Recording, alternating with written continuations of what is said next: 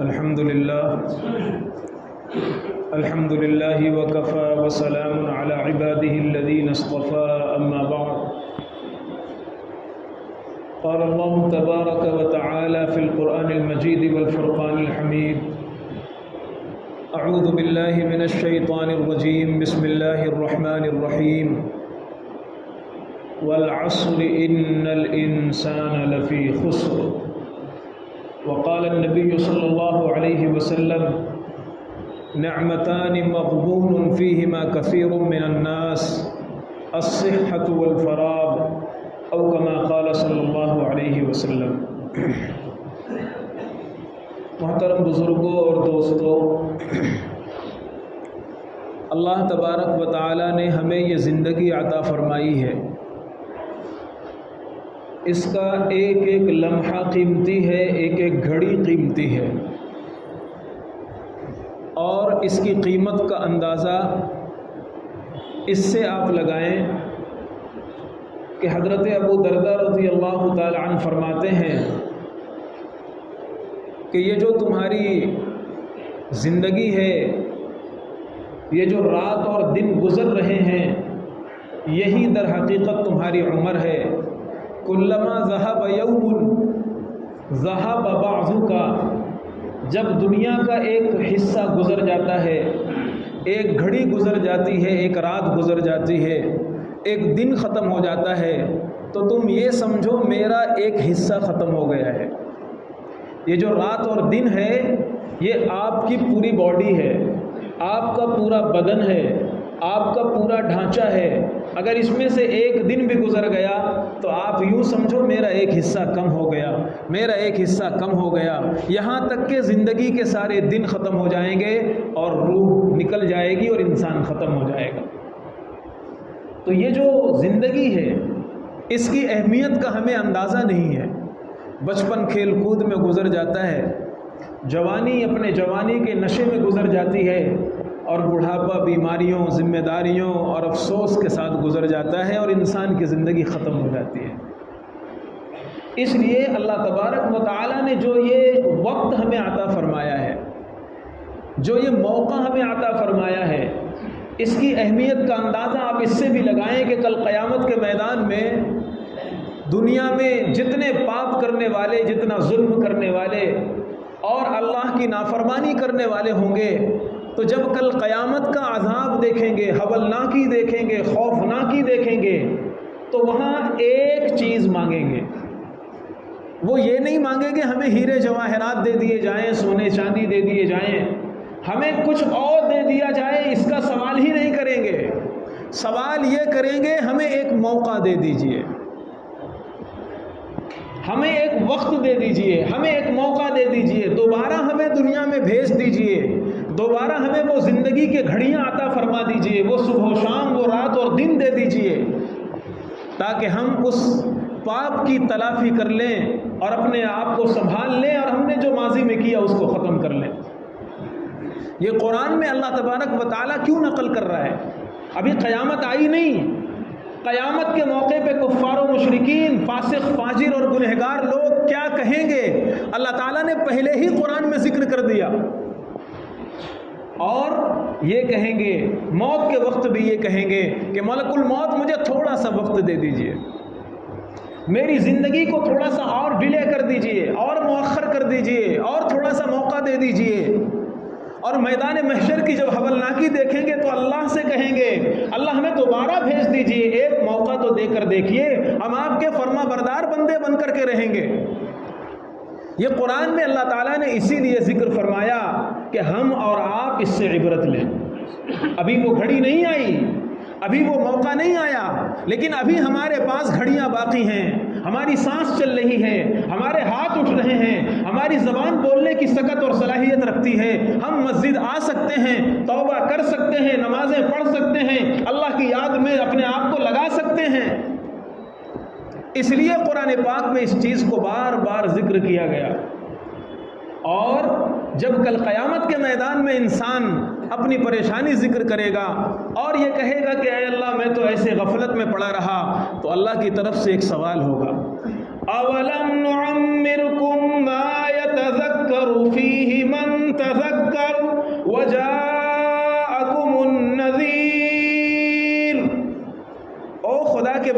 کون سا عذر پیش کر رہا ہے؟ کیا ہم نے تمہیں اتنی زندگی نہیں دی تھی جس میں ایک سنبھلنے والا انسان سنبھل سکتا ہے؟ کیا ہم نے تمہیں وقت نہیں دیا تھا؟ ہم نے تمہیں سال کی گردشیں نہیں عطا فرمائی تھیں؟ ہم نے تمہیں بھرپور جوانی نہیں دی تھی؟ ہم نے تمہیں خوبصورت بچپنا نہیں دیا تھا؟ ہم نے سنبھلنے کے لیے تمہیں بڑھاپا اور تمہاری ذہنی صلاحیت کی آخری انتہا تمہیں نہیں عطا کر دی تھی؟ اور اگر صرف یہی ہوتا تو چلو ہو سکتا ہے تم غفلت میں پڑے رہے۔ وَجَاءَكُمُ النَّذِيرُ، ہر شخص تمہارے پاس ڈرانے والے آتے تھے، پیغمبر آتے رہے، پیغمبر کے بعد ان کے جانشین، ان کے ورثہ، علماء کرام ممبروں سے آپ کو سمجھاتے رہے، اہل اللہ آپ کے پاس آتے رہے، دین کی دعوتیں پہنچتی رہیں، دین کی باتیں آپ کے پاس پہنچتی رہیں، پھر نماز چھوٹے، پھر گناہ میں ہماری زندگی گزرے، پھر وہی خرافاتی زندگی موبائل میں ہماری بسر ہو۔ کیا ہم نے تمہیں نہیں اتنا وقت دیا تھا تم سنبھل سکو؟ اولم نعمرکم ما یتذکر فیہ من تذکر، ہم نے اتنا وقت تمہیں دیا تھا۔ یہ اللہ کا دستور ہے، اللہ فوراً پکڑ نہیں کرتا۔ اللہ چاہتا تو اگر کسی آنکھ نے گناہ کیا اسی وقت پھوڑ دیتا اس آنکھ کو۔ اگر اللہ سسٹم بنانا چاہتا تو اللہ ایسے بنا دیتا، کوئی مائی کا لال دوپہر 11 بجے سورج کو دیکھ لے اگر دیکھ نہیں سکتا۔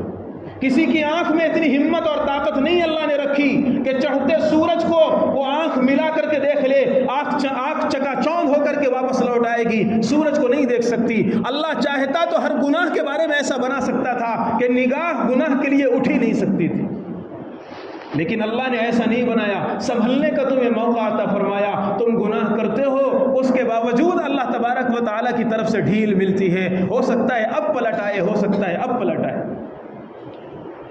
لیکن ہماری یہ زندگی اور ہماری یہ وقت اتنا تیزی کے ساتھ لایانی چیزوں میں، فضول کاموں میں اور بیکار کی چیزوں میں ایسے ہم اس کو گنوا رہے ہیں جیسے ہمیں اس کا حساب ہی نہیں دینا ہے، جیسے ہمیں اس کے بارے میں کچھ پوچھنا ہی نہیں ہے۔ موبائل کھولے اور ریل اور شارٹس کی دنیا میں ہم پہنچے، ہمیں پتہ بھی نہیں چلتا کہ 2 گھنٹے 3 گھنٹے کیسے گزر گئے۔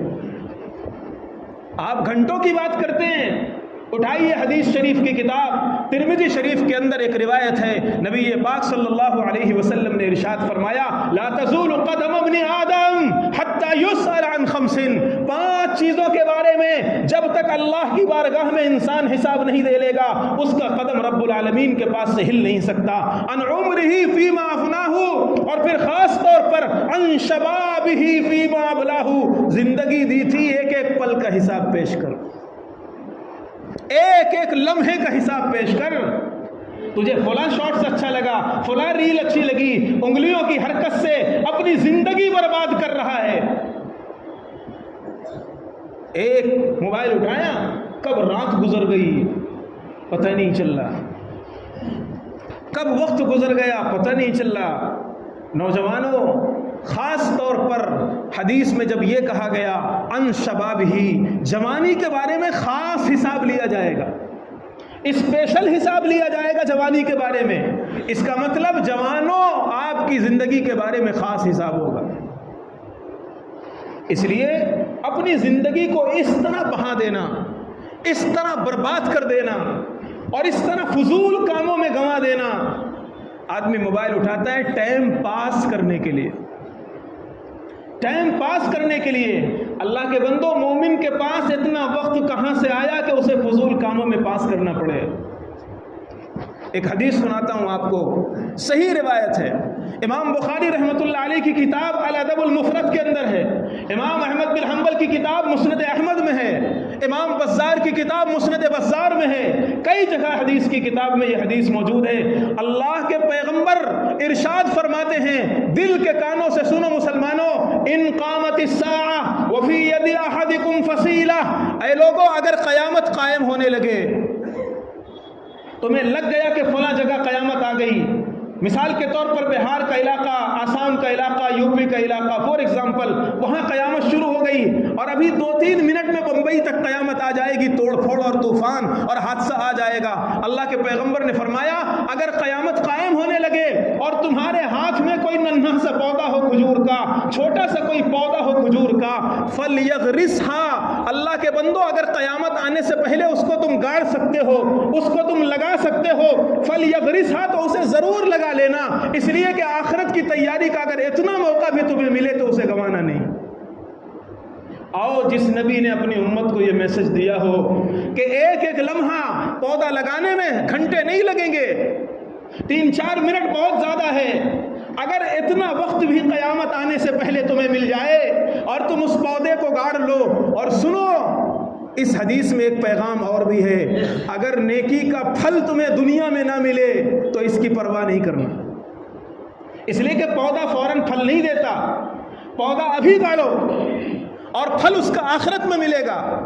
ہر کام اگر ہر نیکی اس لیے کرو گے کہ مجھے لابھ ملے، مجھے فائدہ حاصل ہو، تو پھر یہ نیکی اللہ کے لیے نہیں ہو رہی ہے۔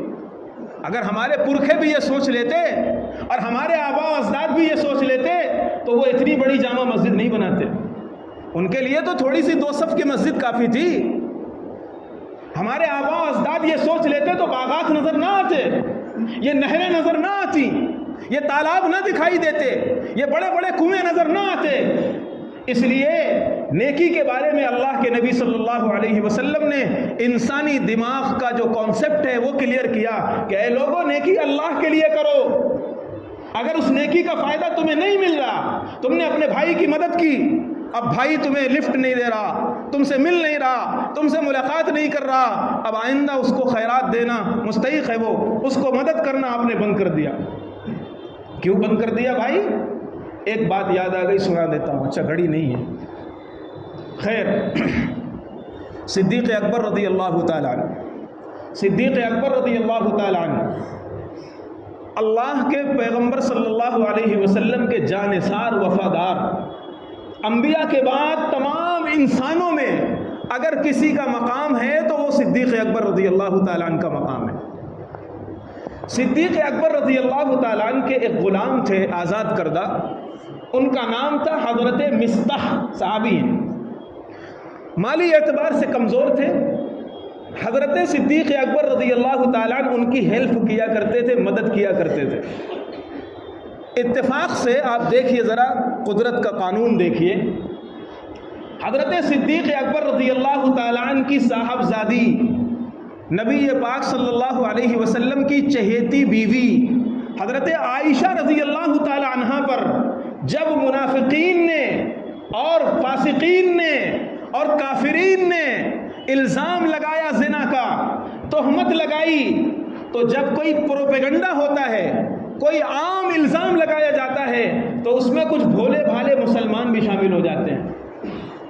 یہی ہوا کہ جب منافقین نے حضرت عائشہ رضی اللہ تعالیٰ عنہ پر تہمت لگائی تو اس تہمت کا اصل سب کچھ کرنے والے تو منافقین تھے، لیکن جب پروپیگنڈا ہوا تو اس میں ہاں میں ہاں ملانے والوں میں 3 مسلمانوں کے نام بھی تھے۔ ان 3 مسلمانوں میں ایک حضرت مصطح رضی اللہ تعالیٰ عنہ بھی تھے، وہی حضرت صدیق اکبر کے آزاد کردہ غلام، وہی صدیق اکبر رضی اللہ تعالیٰ عنہ کے تعاون پر پیٹ پالنے والے، وہی صدیق اکبر کی ہیلپ پر زندگی گزارنے والے حضرت مصطح نے بھی 1-2 جملے ایسے کہہ دیے۔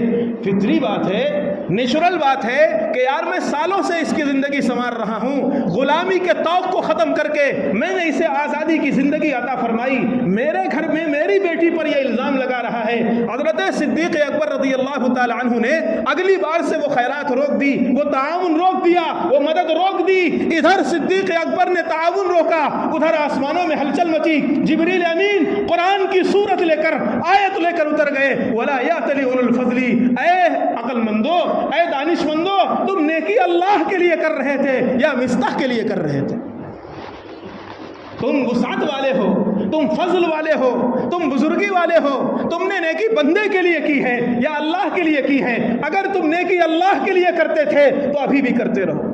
صدیق اکبر رضی اللہ تعالیٰ عنہ کی شان میں جب یہ سورہ نور کی آیات اتری، حضرت صدیق اکبر چوکنا ہو گئے کہ یہ شیطان کا وسوسہ تھا، شیطان نے مجھے بہکا دیا تھا، میں نیکی اللہ کے لیے کر رہا تھا، کوئی میری مدد کرے، کوئی مجھے اس نیکی کے قابل سمجھے، کوئی مجھے عزت دے یا نہ دے، میں تو نیکی کا اجر اللہ سے لینے والا ہوں۔ چنانچہ انہوں نے توبہ کی اور پھر نیکی اسی طرح بلکہ اس سے زیادہ بڑھا کر کے صدیق اکبر نے جاری کی۔ میں عرض یہ کر رہا ہوں کہ اللہ کے پیغمبر صلی اللہ علیہ وسلم نے ہمیں یہ احساس دلایا کہ تمہارا ایک ایک وقت قیمتی ہے، ایک ایک گھڑی قیمتی ہے۔ ٹائم پاس کرنے کے لیے موبائل نکالا اور لگا دیا، کسی دوست کو فون لگا دیا، گھنٹوں بات کر رہے ہیں، بے مقصد بات۔ چلو ایک تو کاروباری بات ہے، ضروری بات ہے، یا اچھی نیت کر لو، آپ اس کا دل خوش کرنے کے لیے آپ بات کر رہے ہو، اس کا غم غلط کرنے کے لیے آپ بات کر رہے ہو، اس کو تسلی دینے کے لیے آپ بات کر رہے ہو، اس کو مشورہ ایڈوائس دینے کے لیے آپ بات کر رہے ہو، ٹھیک ہے، لیکن کوئی مقصد نہیں، فضول کی بات۔ عنوان کیا ہے؟ ٹائم پاس کرنا ہے۔ ٹائم پاس کرنے کے لیے ہم نے فون لگا دیا اور گھنٹوں گھنٹوں ہمارا وقت گزر گیا۔ اللہ کے نبی صلی اللہ علیہ وسلم کی وہ حدیث دیکھیے جس میں آقا ارشاد فرماتے ہیں قیامت کے دن ہر بندہ افسوس کرے گا، نیکی کرنے والا بھی برائی کرنے والا بھی، ہر بندہ افسوس کرے گا، نیکی کرنے والا بھی برائی کرنے والا بھی۔ صحابہ نے کہا یا رسول اللہ برائی کرنے والا افسوس کرے گا، یہ تو سمجھ میں آیا کہ وہ برائی کیوں کر رہا ہے، آخرت میں اس کو سزا ملے گی، نیکی کرنے والا کیوں افسوس کرے گا؟ اللہ کے پیغمبر نے ارشاد فرمایا نیکی کرنے والا اس لیے افسوس کرے گا کہ میں کم نیکی کیوں کر سکا، زیادہ نیکی کر لیتا۔ جب وہ آخرت میں انعام دیکھے گا، جنتیوں کے درجات دیکھے گا، اللہ کا فضل دیکھے گا، تو وہ افسوس کرے گا میں نے صرف 10 مرتبہ سبحان اللہ پڑھا تھا، میں نے 11 مرتبہ کیوں نہیں پڑھا، میں صرف روزانہ 300 مرتبہ درود پڑھتا تھا، 1000 مرتبہ میں نے کیوں نہیں پڑھا، میں نے اتنی مرتبہ کیوں نہیں پڑھا۔ اس لیے اپنے وقت کو، آج ریسرچ ہو رہی ہے امریکن یونیورسٹیز میں، باقاعدہ اس کے لیے ٹیمیں بیٹھ رہی ہیں کہ بھائی موبائل بہت زیادہ نوجوانوں کا وقت برباد کر رہا ہے، اس سے روکا کیسے جائے۔ اس کے لیے بڑے بڑے جینیس قسم کے، ذہین قسم کے لوگ بیٹھ کر کے مشورے کر رہے ہیں، موبائل کی لت سے نوجوانوں کو روکا کیسے جائے۔ پہلے لوگ کسی چیز میں جاتے تھے، اب ایسا عجلت کا زمانہ آ گیا ہے، اب ایسا دور آ گیا ہے کہ اب اگر کسی اچھے بیان کو یا کسی اچھی چیز کو دیکھ لیا، 20 منٹ کا نہیں سننا ہے، 20 منٹ کا ہے، 40 منٹ کا نہیں سننا ہے، اب کس میں جانا ہے؟ شارٹس میں جانا ہے، بس 1 منٹ 1.5 منٹ کی زندگی بہت ہے، اور اسی ریل میں اور اسی شارٹس میں اپنے آپ کو گنوانا ہے، کھپانا ہے۔ اور جو لوگ موبائل سے دین سیکھتے ہیں، میں ان کے بارے میں ایک بات عرض کروں، دین آپ کو ٹھیک ہے، دینی بیان آپ سن لیجئے، کوئی بات اچھی آپ سن لیجئے، یہ منع نہیں ہے، آپ سن سکتے ہیں، لیکن اس کی کوئی گارنٹی اور ضمانت نہیں ہے کہ آپ دین کی بات سننے کے چکر میں اس میں کوئی غلط چیز شامل نہیں ہو جائے گی، اس کی کوئی ضمانت نہیں ہے۔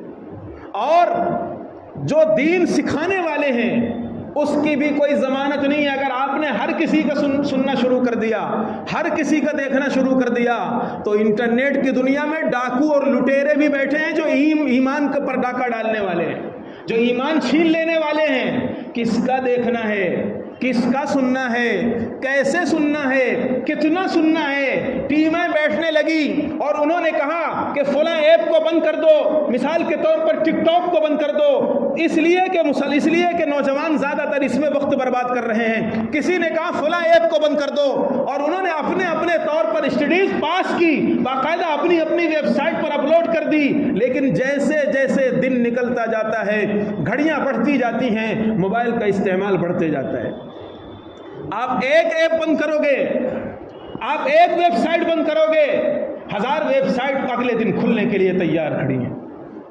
اس لیے اپنی زندگی کو غنیمت سمجھو، ایک ایک لمحہ انسان کا قیمتی ہے۔ بخاری شریف کی ایک روایت یاد آئی، نبی پاک صلی اللہ علیہ وسلم نے ارشاد فرمایا، نعمتان مغبون فیہما کثیر من الناس، 2 نعمتیں انسان کو ایسی ملی ہیں کہ وہ ان نعمتوں کا شکریہ بھی ادا نہیں کر سکتا، ان نعمتوں کا کوئی بدل بھی دنیا میں نہیں ہے۔ لیکن عجیب بھولا بھالا انسان ہے، اتنی بھاری 2 نعمتیں اور اسی کو سب سے زیادہ گنوانے والا انسان ہے۔ کون سی 2 نعمتیں؟ آقا نے ارشاد فرمایا الصحت والفراغ، ایک تو صحت ہے، یہ صحت دنیا دے کر بھی انسان مجبور ہو جاتا ہے جب ڈاکٹر یہ کہہ دے کہ اب گھر لے جائیے، اب گھر میں ماں باپ کی خدمت کر لیجئے گا، ہم نے اپنی ساری کوششیں کر لی ہیں، اب ہم اسے زندگی نہیں دے سکتے، اس کی کوشش بھی نہیں کر سکتے، اور ہم نے اپنا اپائے جتنا ہمیں کرنا تھا وہ ہم نے کر لیا۔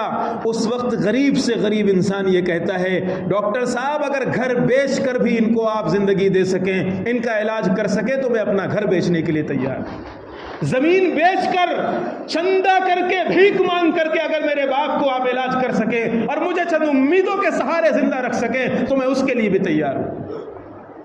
انسان کی صحت ایسی ہے کہ انسان اپنی صحت کے لیے سب کچھ رکھ دیتا ہے کہ آپ کچھ بھی کرو، تھوڑا سا علاج کر دو، تھوڑا سا امید تو دلا دو۔ اور انسان جب تک تھوڑا سا صحت ٹھیک ٹھاک رہتی ہے تو پرواہ بھی نہیں ہوتی کون سی چیز اس کو ڈیمیج کر رہی ہے، کون سا کیمیکل اس کو خراب کر رہا ہے، کون سی چیز بیماری پیدا کر رہی ہے۔ صرف چند سیکنڈ کے ذائقے کے لیے، ذائقہ اس وقت تک رہتا ہے جب تک منہ میں لقمہ رہتا ہے، جہاں منہ کے اندر لقمہ پہنچا ذائقہ ختم، اور منہ میں لقمہ کتنے منٹ رہتا ہے؟ چند سیکنڈ منہ میں لقمہ رہتا ہے۔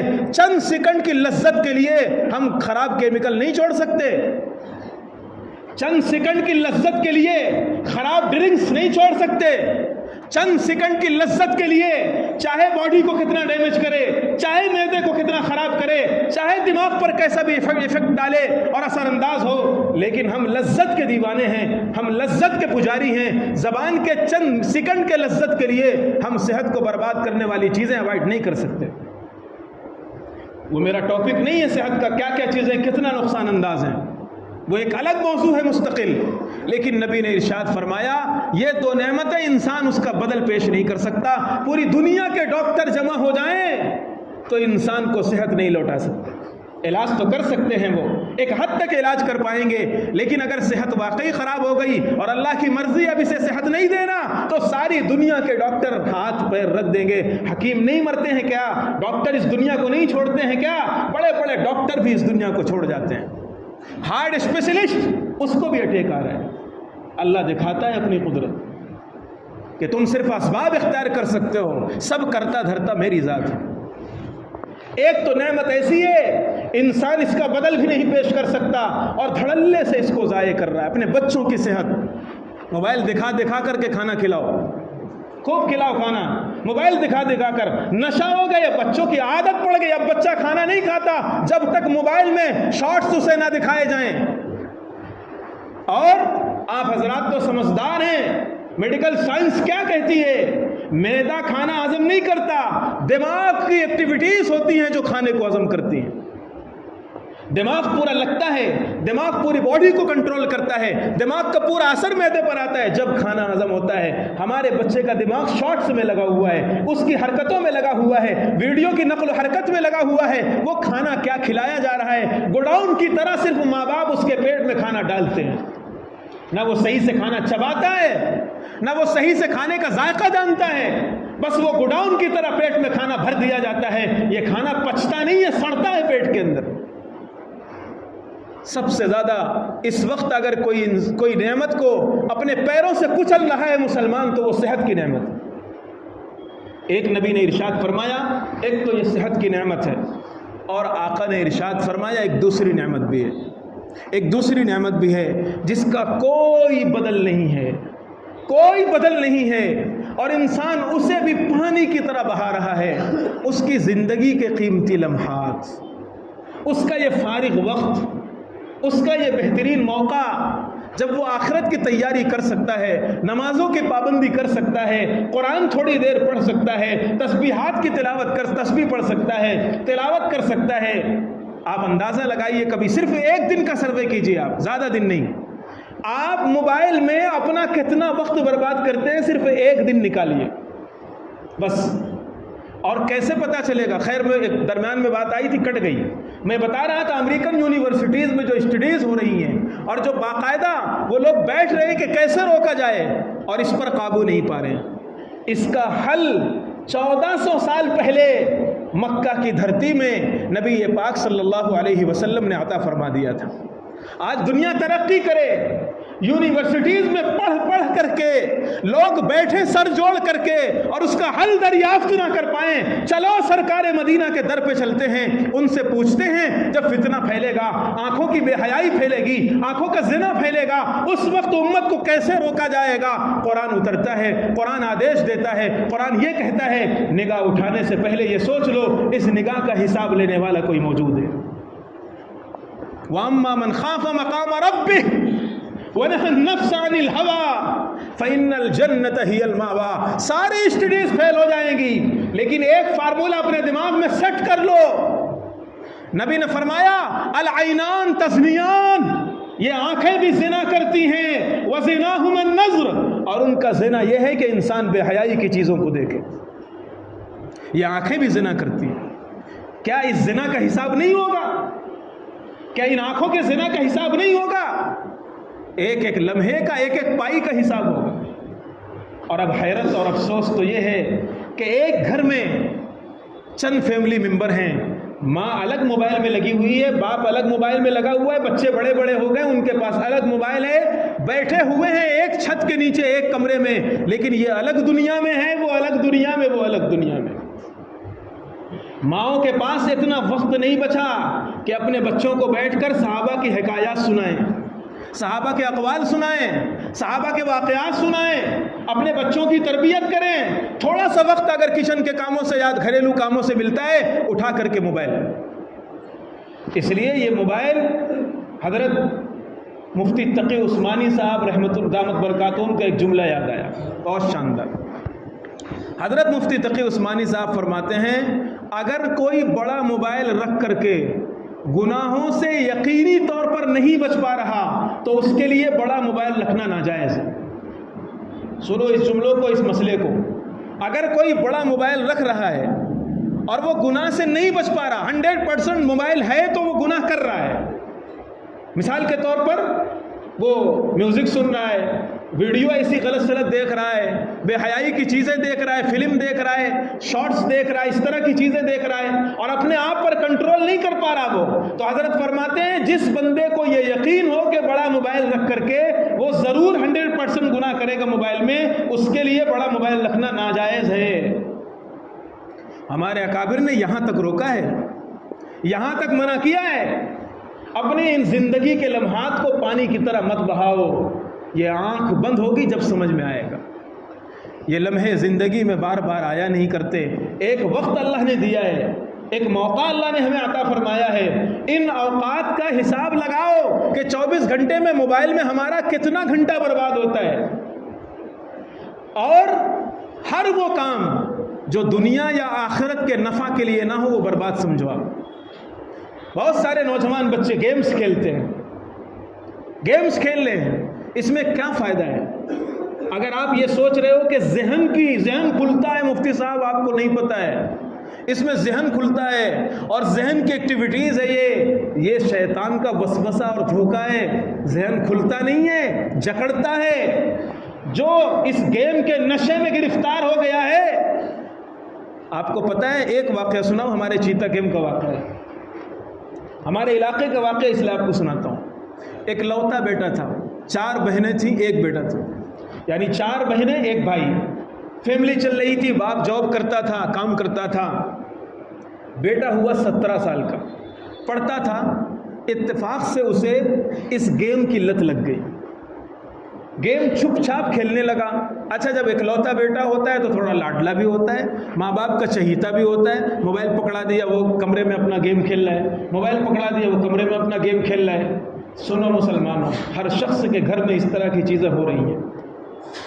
گیم کھیلنے لگا, گیم کھیلتے کھیلتے وہ جوا کے اس میں پہنچ گیا. یعنی گیم کا وہ حصہ جس میں پیسہ لگانا پڑتا ہے, جوا کھیلنا پڑتا ہے, اور جوا کے اس میں پہنچ گیا. وہ باپ نے, اپنا اکلوتا بیٹا تھا, ماں نے اسے بتا دیا, باپ کا ATM کارڈ اور سائن وین جو ہوتا ہے وہ دکھا دیا. 7 لاکھ روپے وہ مقروض ہو گیا گیم کھیل کر کے. ٹھیک ہے, گاڑی چلتی رہی, باپ کے اکاؤنٹ سے, باپ کے بینک سے اس نے 7 لاکھ روپے چرائے, نکالے اور اسے ادا بھی کیا. معاملہ اور بڑھتا گیا, پھر ہارا, تقریباً 21 لاکھ روپے کا قرضہ اس کے اوپر چڑھ گیا.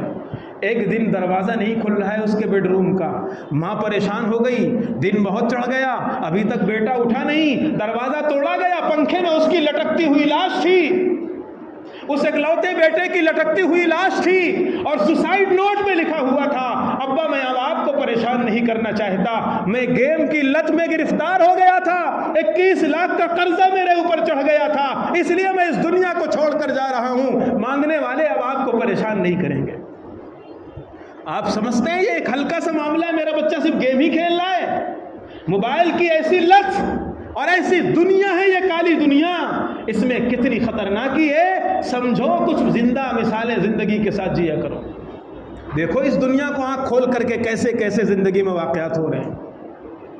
اس لیے یہ مت سمجھو میرا بیٹا صرف موبائل گیم ہی تو کھیل رہا ہے چھوٹا سا، اپنی نگرانی میں دیکھو کیا کھیل رہا ہے۔ کبھی تنہائی میں بچوں کو موبائل مت دو، چاہے وہ بچیاں ہوں یا بچے ہوں، کبھی موبائل پکڑا کر کے ان کو تنہائی کا موقع مت دو، یہ بہت خطرناک جراثیم ہے، بہت خطرناک چیز ہے، زندگی اجیرن بن جاتی ہے، اپاہج ہو جاتا ہے انسان۔ اس لیے اپنی آخرت کے لیے تیاری کرو، اور آخرت کی تیاری نبی نے ارشاد فرمایا اگر اتنا بھی وقت ہو کہ ایک پودا لگا سکو قیامت قائم ہونے سے پہلے، وہ پودا لگا لو، وہ عمل کر لو۔ جب کبھی آپ، میں بتا رہا تھا بات کٹ گئی، کہ اپنے دن کے اوقات میں سے کتنا موبائل میں آپ لگاتے ہیں اس کا حساب لگاؤ۔ اتنے گھنٹے، مثال کے طور پر 1 گھنٹہ، مثال کے طور پر 1 گھنٹہ، اب اس 1 گھنٹے میں آپ طے کر لو کہ یہ جو 1 گھنٹہ میرا برباد ہوتا تھا، موبائل میں ہاتھ نہیں لگاؤں گا، میں اٹھاؤں گا نہیں، ٹائم سیٹ کرو مجھے کیا دیکھنا ہے، کتنا دیکھنا ہے۔ موبائل کی ضرورت ہے، اس کو آپ ہٹا نہیں سکتے اپنے پاس سے، اپنے پاس سے ہٹا نہیں سکتے، آپ کی زندگی اس میں شامل کر دی گئی ہے، وہ جینا موبائل کے ساتھ ہے، لیکن پہلے ٹائم سیٹ کرو، مجھے پہلے چیز سیٹ کرو، کیا دیکھنا ہے؟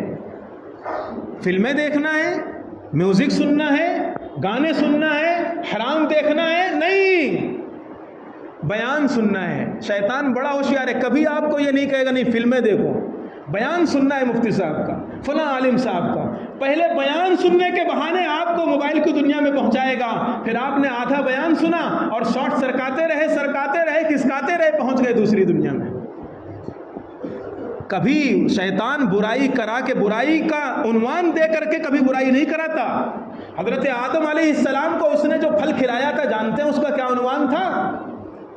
قسم کھا کر کے وہ کہتا تھا، قرآن میں اس کا ذکر ہے، وَقَاسَمَهُمَا إِنِّي لَكُمَا لَمِنَ النَّاصِحِينَ، خدا کی قسم کھا کر کے کہتا ہوں میں بڑا خیر خواہ ہوں آپ کا، میں آپ کا برا نہیں چاہتا، میں یہ چاہتا ہوں آپ ہمیشہ اس جنت میں رہیں، میں یہ چاہتا ہوں اللہ کی قربت آپ کو ہمیشہ رہے۔ سب سے پہلے انسان کو سب سے پہلا دھوکہ اگر شیطان نے دیا ہے وہ خیر خواہی کے راستے سے دیا ہے، وہ بھلائی کے راستے سے دیا ہے۔ اس لیے کبھی آپ کو یہ نہیں کہے گا موبائل نماز چھوڑ دو، کبھی نہیں کہے گا، ہاں یہ کہے گا ابھی 10 منٹ باقی ہیں، یہ ضرور کہے گا ابھی 10 منٹ باقی ہیں، ابھی سو لو، ابھی تو اذان ہوئی ہے، ابھی کسٹمر پٹا لو، ابھی تو اذان ہوئی، یہ ضرور کہے گا، یہ آوازیں ضرور آپ کے کانوں میں آئیں گی۔ آپ سوچو یہ شیطان کی آواز ہے، یہ ضرور کہے گا وہ۔ اس لیے اپنے اس زندگی کے لمحات کو، جو بھی انسان کو ملی ہے، کسی کو نہیں پتا کب ختم ہو جائے گی، ان زندگی کے اوقات کو سمجھو۔ اور کیسے ختم ہو جاتی ہے؟ چشم زدن میں۔ ابھی حالات دیکھیے ذرا، سیلاب آیا آسام کے اندر، آسام کے اندر سیلاب آیا، کیسے زندگیاں اجڑ جاتی ہیں سمجھو۔ 18 ضلع تباہ ہو گئے، 7,21,000 سے زیادہ لوگ متاثر ہو گئے، دیکھتے دیکھتے گھر اجڑ گئے۔ آپ لوگوں نے وہ ویڈیو دیکھی ہوگی، شاید آپ حضرات کو پہنچی ہو، لاشیں ایسی پڑی ہوئی ہیں کہ اللہ کی پناہ دیکھ نہیں سکتے، آپ دیکھ نہیں سکتے، کلیجہ منہ کو آ جاتا ہے۔ کوئی درخت سے چپک کر کے کھڑے کھڑے مر گیا، کیسی لاشیں بکھری پڑی ہیں راستوں میں۔ تو اس لیے زندگی کب اجڑ جائے کسی کو نہیں پتا، اس موت کے پھندے میں جانے سے پہلے تیاری کر لو۔ اور اتنا زیادہ تباہی ہے، اللہ جزائے خیر دے، مسلمانوں کو اللہ تعالیٰ نے دل عطا فرمایا ہے، کلیجہ عطا فرمایا ہے۔